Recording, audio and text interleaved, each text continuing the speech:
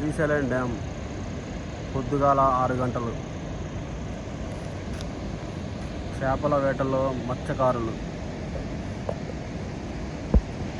చూడండి డ్యాము దిగువ భాగాన పురుగులు ఉన్నట్టు ఎలా ఉన్నారో. కూటి కోసం కోటి విద్యలు అంటారు. పొద్దున్న వ్యాపారం కోసం చేపల వేట. ఇలా ఎందుకంటే వాటర్ వచ్చేటప్పుడు చేప అనేది ఈదుస్తూ ఉంటుంది. అప్పుడు చేపలు బాగా పడతాయి. వాళ్ళు చూడు నిద్రాహారాలు మానుకొని నైట్ ఏ టైం నుంచి చేపలు పడుతున్నారో చూడండి.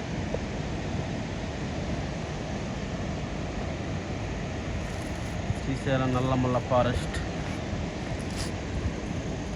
ఇతడు ఓనర్ గారు.